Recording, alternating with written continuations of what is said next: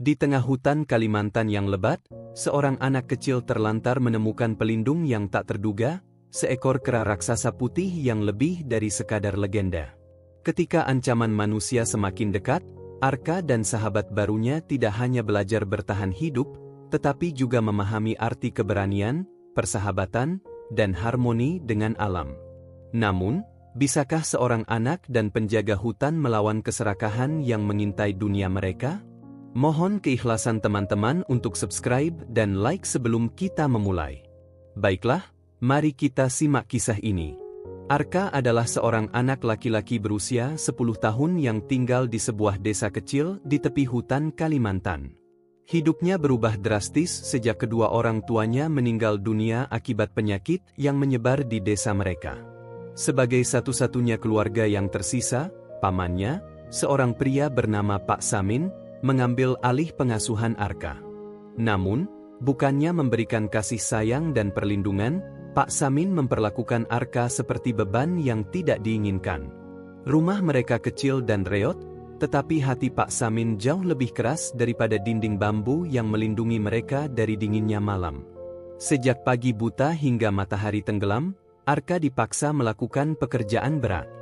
Dia harus mencangkul di ladang, mencari kayu bakar di hutan, dan membawa air dari sungai yang jauh dari desa. Setiap kesalahan kecil dihukum dengan bentakan kasar, atau kadang-kadang cambukan menggunakan rotan.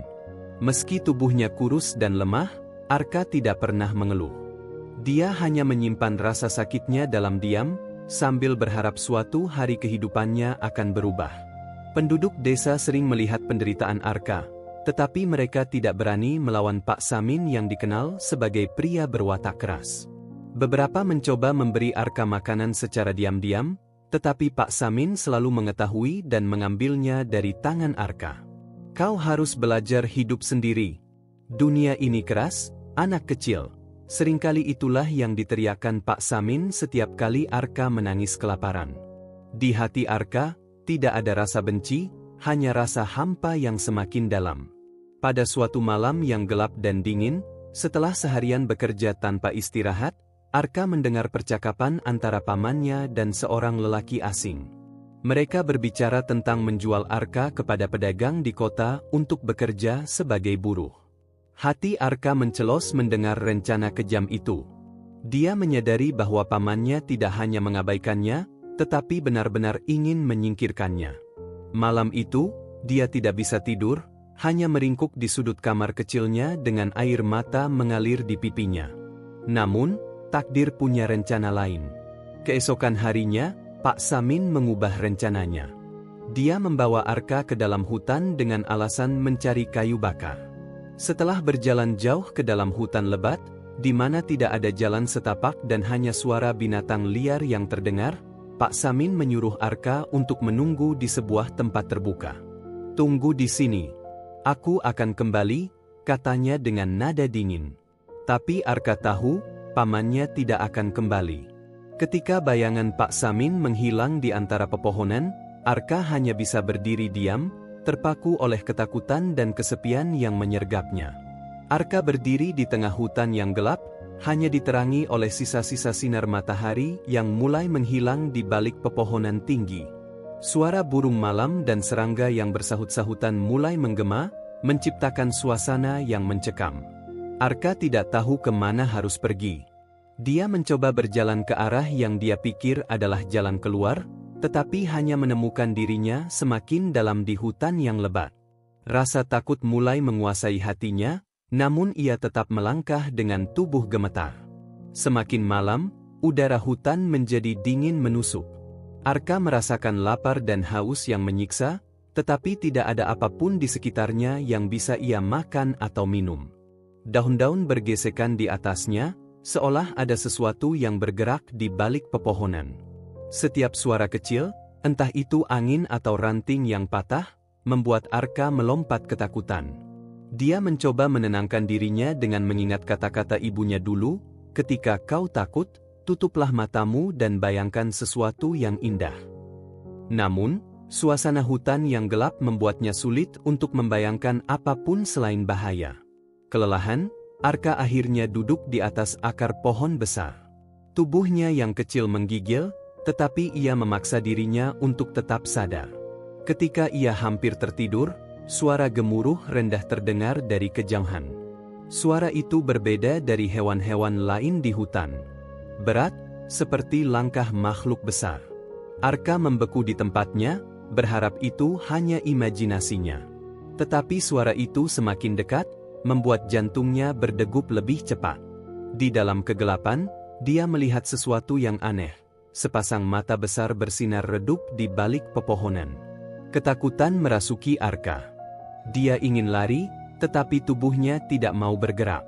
Sepasang mata itu mendekat, dan akhirnya, dari balik semak-semak, muncul makhluk yang tidak pernah dia bayangkan sebelumnya.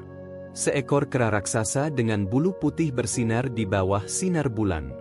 Ukurannya begitu besar, jauh melampaui ukuran manusia dewasa. Namun, yang membuat Arka terkejut bukan hanya ukurannya, tetapi tatapan matanya. Mata itu tidak menunjukkan kebencian atau ancaman, melainkan rasa ingin tahu dan kehangatan. Arka menatap makhluk itu dengan perasaan campur aduk, takut, kagum, dan bingung. Kera raksasa itu mendekatinya dengan langkah hati-hati, seolah takut membuat Arka semakin ketakutan. Ketika jaraknya hanya beberapa langkah, kera itu berjongkok dan mengulurkan tangan besarnya ke arah Arka. Arka menahan napas, tidak tahu apa yang akan terjadi. Namun, saat dia melihat lebih dalam ke mata makhluk itu, dia merasa ada sesuatu yang berbeda. Seolah-olah makhluk ini tidak ingin menyakitinya, melainkan menolongnya. Dengan ragu, Arka mengulurkan tangannya, dan saat itulah dia menyadari bahwa takdirnya mulai berubah. Arka tidak tahu kemana kera raksasa itu akan membawanya, tetapi ia merasa aman di punggung makhluk tersebut. Kera itu berjalan dengan langkah yang tenang, melewati semak-semak, pohon-pohon besar, dan akar-akar yang melintang di tanah. Meski tubuh Arka kecil dibandingkan dengan punggung besar kera itu, ia merasa nyaman, seperti duduk di tempat yang hangat dan aman. Selama perjalanan, suara hutan malam terdengar lebih damai, tidak lagi mencekam seperti sebelumnya. Namun, ia tetap diliputi pertanyaan, siapakah makhluk ini? Dan mengapa ia menolongnya? Setelah berjalan cukup jauh, kera raksasa itu berhenti di depan sebuah gua yang tersembunyi di antara rimbunnya pepohonan dan tanaman merambat. Gua itu tampak besar, dengan pintu masuk yang cukup lebar untuk menampung tubuh kera tersebut. Dengan lembut, kera itu menurunkan Arka dari punggungnya. Arka memperhatikan sekeliling dengan rasa heran dan takjub. Di dalam gua, suasananya hangat, dengan cahaya redup dari celah di atas gua yang memungkinkan sinar bulan masuk. Ada tumpukan buah-buahan dan air yang mengalir dari mata air kecil di sudut gua. Kera itu mengambil beberapa buah dan meletakkannya di depan Arka. Awalnya, Arka ragu-ragu. Namun, rasa lapar yang menyiksanya membuat ia memakan buah itu tanpa berpikir panjang. Rasanya manis dan segar, mengisi perutnya yang kosong. Saat Arka makan, kera itu duduk di dekatnya, mengawasinya dengan tatapan lembut. Meski tidak ada kata-kata yang terucap, Arka merasakan ikatan aneh dengan makhluk itu. Ia merasa seperti telah menemukan pelindung di tempat yang paling tidak terduga. Setelah selesai makan, Arka mencoba berbicara dengan kera raksasa itu.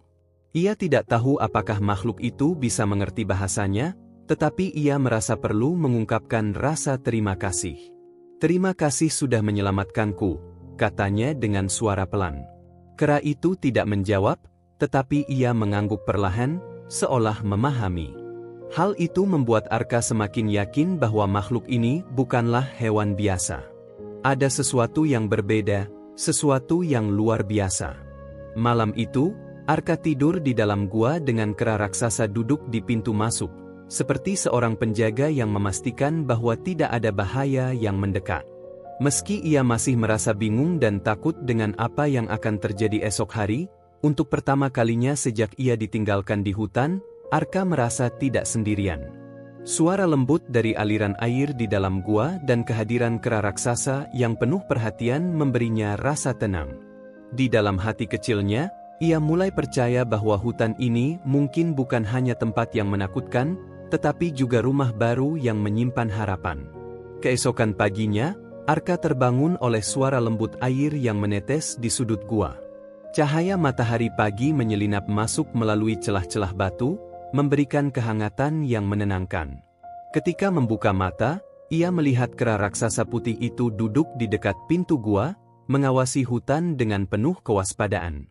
Tubuh besar makhluk itu memancarkan aura keagungan, tetapi ekspresi di wajahnya tetap lembut, seolah menunjukkan bahwa ia tidak hanya kuat, tetapi juga bijaksana. Arka terpesona. "Siapa kau sebenarnya?" gumamnya lirih, meski tidak mengharapkan jawaban. Makhluk itu menoleh perlahan, seolah mendengar pertanyaan Arka. Ia berdiri, lalu berjalan mendekat dengan langkah yang tenang. Kera raksasa itu menunjuk ke arah dadanya dengan satu jari besar, lalu menyentuh dada Arka dengan lembut. Mata Arka melebar. Ia merasa makhluk itu sedang mencoba berkomunikasi, meski tanpa kata-kata. "Kau ingin bilang kita sama?" tanya Arka dengan suara gemetar. Kera itu mengangguk perlahan. Arka mulai menyadari bahwa meskipun mereka berbeda wujud, ada sesuatu yang menghubungkan mereka, mungkin rasa kesepian, atau mungkin nasib mereka yang sama-sama terasing dari dunia luar. Hari itu, Arka dan kera raksasa menghabiskan waktu bersama di sekitar gua. Kera itu menunjukkan buah-buahan dan tanaman yang aman untuk dimakan, serta bagaimana mengambil air bersih dari aliran sungai kecil. Ketika sore menjelang, kera raksasa mengangkat sebuah ranting besar dan menggambar sesuatu di tanah. Arka memperhatikan dengan penuh rasa ingin tahu. Gambar itu menyerupai sosok kera besar dengan lingkaran di sekelilingnya, sebuah simbol yang seolah menunjukkan bahwa makhluk itu adalah penjaga hutan ini. "Jadi kau penjaga hutan ini? Kau pelindungnya?" tanya Arka. Kera itu mengangguk lagi, matanya berbinar seolah bangga. Meski masih ada banyak misteri, Arka mulai memahami bahwa makhluk ini bukan sekadar kera, tetapi seorang pelindung yang istimewa, mungkin bahkan legenda yang hidup. Setelah hari-hari yang penuh ketakutan dan kesepian, Arka mulai merasa gua itu seperti rumah. Setiap sudutnya terasa hangat dan aman, terutama karena kehadiran kera raksasa putih yang kini ia sebut Putih Raja. Nama itu terlintas di benaknya karena bulu kera itu bersinar lembut di bawah cahaya matahari pagi, memberi kesan bahwa makhluk itu memiliki kekuasaan yang agung atas hutan ini. Arka sering bertanya-tanya mengapa makhluk sebesar itu tidak pernah menyerangnya, bahkan justru memberinya perlindungan. Namun, ia merasa tidak perlu jawaban. Kehangatan dan rasa aman yang diberikan Putih Raja sudah cukup untuk membuatnya tetap bertahan. Hari-hari berlalu, dan Putih Raja mengajarkan Arka banyak hal tentang cara hidup di hutan. Ia menunjukkan cara memanjat pohon dengan aman untuk mengambil buah-buahan segar, cara menemukan akar-akar yang bisa dimakan, hingga cara membaca tanda-tanda bahaya di sekitar hutan. Arka mulai memahami bahwa hutan ini bukan hanya tempat tinggal Putih Raja, tetapi juga sebuah ekosistem yang indah dan penuh kehidupan. Setiap makhluk di dalamnya memiliki peran penting, dan Putih Raja adalah penjaga keseimbangan semuanya. Namun, meskipun merasa aman, Arka tidak bisa menghindari rasa rindu pada dunia luar. Ia merindukan suara manusia, tawa anak-anak di desa, dan bahkan aroma sederhana dari dapur ibunya yang dulu selalu menghangatkan rumah kecil mereka. Suatu malam, saat mereka duduk di mulut gua dan memandang bintang-bintang, Arka mengungkapkan isi hatinya kepada Putih Raja. "Aku bersyukur kau menolongku. Tapi aku tidak tahu apakah aku akan bisa hidup di sini selamanya," katanya dengan suara pelan.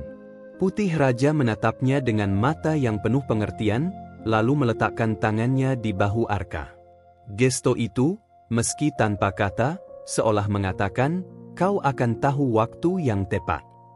Kepercayaan antara Arka dan Putih Raja tumbuh semakin dalam. Setiap malam, Putih Raja akan duduk di mulut gua, berjaga dari ancaman apapun yang mendekat. Sementara itu, Arka tidur dengan tenang, merasa seperti memiliki keluarga baru. Namun, di balik kedamaian ini, hutan memiliki rahasianya sendiri.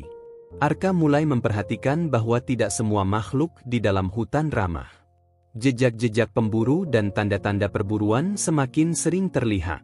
Di lubuk hatinya, Arka tahu bahwa kedamaian yang ia rasakan di gua ini mungkin tidak akan bertahan selamanya. Ia mulai bersiap menghadapi apapun yang akan datang, dengan Putih Raja sebagai pelindung di sisinya.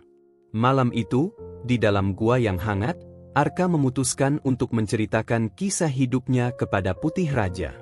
Meskipun ia tidak yakin apakah kera raksasa itu bisa benar-benar memahami kata-katanya, Arka merasa perlu berbagi apa yang selama ini ia pendam. Sambil duduk di dekat api kecil yang ia nyalakan dengan bantuan ranting-ranting kering, Arka mulai berbicara. Ia bercerita tentang desa tempat ia lahir, tentang orang tuanya yang penuh kasih, dan bagaimana hidupnya berubah menjadi kelam sejak mereka meninggal. Kata-kata itu mengalir begitu saja, seperti bendungan yang jebol. Putih Raja mendengarkan dengan tenang, tatapannya tertuju pada Arka seolah ia memahami setiap detail cerita itu. Ketika Arka menceritakan bagaimana pamannya menelantarkannya di hutan, air mata mulai mengalir di pipinya. Aku tidak mengerti, kenapa pamanku begitu membenciku? Apa aku memang beban bagi semua orang? Tanya Arka, suaranya bergetar. Putih Raja mendekat, mengulurkan tangan besarnya, dan menyentuh bahu Arka dengan lembut. Sentuhan itu membuat Arka merasa diterima, seolah-olah makhluk itu ingin mengatakan bahwa ia bukan beban, melainkan seseorang yang berharga. Setelah mengungkapkan isi hatinya, Arka merasa sedikit lega. Ia mulai menceritakan hal-hal yang lebih menyenangkan, seperti kebiasaan ibunya memasak sup hangat di pagi hari, atau bagaimana ayahnya selalu mengajaknya berjalan-jalan di tepi hutan. Ayahku bilang, hutan ini adalah rumah bagi banyak makhluk, sama seperti desa adalah rumah bagi manusia. Kita harus hidup berdampingan, kenang Arka. Putih Raja mengangguk perlahan, seolah setuju dengan kata-kata itu. Hal itu membuat Arka merasa semakin yakin bahwa makhluk ini tidak hanya cerdas, tetapi juga memiliki hubungan mendalam dengan dunia manusia. Semakin lama mereka berbicara, semakin Arka merasa nyaman. Ia mulai bertanya-tanya, apakah Putih Raja pernah berhubungan dengan manusia lain sebelumnya. Namun, ia juga sadar bahwa tidak semua manusia akan memperlakukan makhluk seperti Putih Raja dengan baik. Mungkin itulah kenapa kau bersembunyi di sini, jauh dari manusia, gumam Arka. Putih Raja hanya diam, tetapi matanya yang dalam seolah mengisyaratkan bahwa ia memahami risiko dunia luar. Malam itu, Arka tertidur dengan hati yang lebih ringan, merasa bahwa ia telah menemukan teman sejati yang tidak hanya melindunginya, tetapi juga menghargai kisah hidupnya. Di tengah keheningan malam, hutan terasa lebih damai, seperti ikut merasakan kehangatan pertemanan mereka. Keesokan harinya, Putih Raja mulai menunjukkan kepada Arka bagaimana cara hidup di hutan tanpa merusaknya. Mereka berjalan menyusuri hutan, melewati pepohonan besar yang berusia ratusan tahun. Putih Raja memperkenalkan Arka pada berbagai jenis tanaman. Ia menunjukkan tanaman mana yang buahnya aman dimakan, akar mana yang bisa digunakan sebagai obat, dan daun mana yang bisa dijadikan pelindung dari hujan. Arka merasa takjub. Hutan ini seperti perpustakaan hidup, gumamnya sambil mencatat semua yang ia pelajari di ingatannya. Putih Raja mengangguk setuju, seolah memahami analogi itu. Di sela-sela pembelajaran, Putih Raja juga mengajarkan Arka untuk menghormati makhluk lain di hutan. Ketika Arka mencoba mengambil terlalu banyak buah dari sebuah pohon, Putih Raja menghentikannya dengan lembut. Ia menunjukkan bahwa buah itu juga menjadi sumber makanan bagi burung dan hewan lainnya. Kita hanya mengambil apa yang kita butuhkan, kata Arka pelan, mencoba memahami pelajaran itu. Putih Raja menepuk kepalanya dengan penuh kasih, memberikan dorongan bahwa ia berada di jalur yang benar. Pelajaran itu meninggalkan kesan mendalam di hati Arka, membuatnya sadar bahwa hutan adalah tempat yang penuh harmoni jika dirawat dengan baik. Hari itu, mereka juga bertemu dengan berbagai hewan liar. Ada sekumpulan monyet yang melompat dari pohon ke pohon, seekor burung enggang besar yang terbang melintasi langit biru, hingga seekor rusa kecil yang minum di tepi sungai. Arka belajar bahwa setiap makhluk di hutan memiliki peran masing-masing. Semua yang ada di sini saling tergantung. Bahkan kita, kata Arka kepada dirinya sendiri. Ia mulai merasa bahwa ia juga menjadi bagian dari kehidupan hutan ini, bukan lagi seorang anak manusia yang terasing. Ketika sore tiba, mereka kembali ke gua. Arka duduk di depan pintu masuk sambil memandang matahari yang perlahan tenggelam di balik pepohonan. Putih Raja, aku ingin seperti kamu. Menjadi penjaga hutan ini, katanya dengan suara yakin. Putih Raja, yang duduk di sebelahnya, menatapnya dalam-dalam, lalu mengangguk perlahan. Meskipun Arka masih seorang anak kecil, ia sudah mulai memahami tanggung jawab besar yang diemban oleh Putih Raja. Di dalam hatinya, ia merasa bahwa suatu hari nanti, ia akan menemukan cara untuk melindungi tempat ini dari ancaman yang mungkin datang. Hari-hari berlalu, dan ikatan antara Arka dan Putih Raja semakin erat. Bagi Arka, Putih Raja bukan hanya sekadar pelindung, tetapi juga teman sejati yang mengajarinya arti hidup. Mereka melakukan segalanya bersama, mulai dari mencari makanan, menjelajahi bagian-bagian hutan yang belum pernah mereka kunjungi, hingga bermain di sungai yang jernih. Putih Raja, meskipun memiliki tubuh yang besar dan tampak menakutkan, menunjukkan sisi lembutnya saat bersama Arka. Setiap kali Arka tersandung atau jatuh, Putih Raja akan mengulurkan tangannya dengan hati-hati, memastikan bahwa anak itu baik-baik saja. Suatu hari, ketika mereka sedang duduk di atas sebuah batu besar di tengah hutan, Arka bertanya dengan penuh rasa ingin tahu, "Putih Raja, apakah kau pernah merasa sendirian di sini?" Putih Raja menatapnya sejenak, lalu mengangguk perlahan. Jawaban itu membuat Arka terdiam. Ia menyadari bahwa, seperti dirinya, Putih Raja mungkin juga memiliki masa lalu yang penuh kesepian. Persahabatan mereka bukan hanya tentang melindungi satu sama lain, tetapi juga tentang mengisi kekosongan yang selama ini mereka rasakan. Dalam hutan yang luas ini, mereka telah menemukan keluarga dalam diri satu sama lain. Arka mulai menyadari bahwa hidup di hutan tidaklah sesulit yang ia bayangkan, selama ia memiliki Putih Raja di sisinya. Mereka berbagi makanan, berbagi tawa, dan bahkan berbagi momen-momen hening yang penuh makna.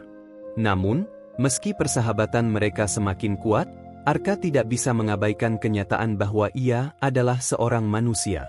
Ia tahu bahwa suatu hari nanti, ia mungkin harus meninggalkan hutan ini dan kembali ke dunia manusia. Namun, untuk saat ini, ia memilih untuk menikmati setiap momen bersama sahabatnya. Baginya, Putih Raja adalah cahaya di tengah gelapnya hutan yang dulu terasa begitu menakutkan. Kehidupan Arka bersama Putih Raja di hutan yang damai mulai terganggu oleh tanda-tanda bahaya yang semakin nyata. Suatu pagi, ketika mereka sedang menjelajahi bagian hutan yang lebih dalam untuk mencari buah-buahan, Arka menemukan sesuatu yang aneh, jejak sepatu manusia di tanah yang basah. Jejak itu berbeda dari miliknya sendiri, terlalu besar dan terlalu dalam, menandakan seseorang yang berat membawa perlengkapan. "Apa ini, Putih Raja?" tanya Arka sambil menunjuk jejak tersebut. Putih Raja menatapnya dengan ekspresi serius, lalu mencium tanah di dekat jejak. Ia menggeram pelan, memberikan isyarat bahwa sesuatu yang buruk sedang mendekat. Sejak menemukan jejak itu, Putih Raja menjadi lebih waspada. Ia sering berhenti di tengah perjalanan, mendengarkan dengan teliti suara-suara di sekitar mereka. Suatu hari, mereka mendengar bunyi keras seperti kayu yang patah, diikuti oleh suara langkah kaki. Arka dan Putih Raja bersembunyi di balik semak-semak, menyaksikan sekelompok pria bersenjata dengan anjing pemburu berjalan melewati mereka. Pria-pria itu membawa tali, jebakan, dan senjata. Dari pembicaraan mereka yang terdengar samar, Arka menangkap bahwa mereka sedang berburu sesuatu yang besar. "Mereka mencarimu," bisik Arka dengan khawatir kepada Putih Raja, yang hanya membalas dengan anggukan tegas.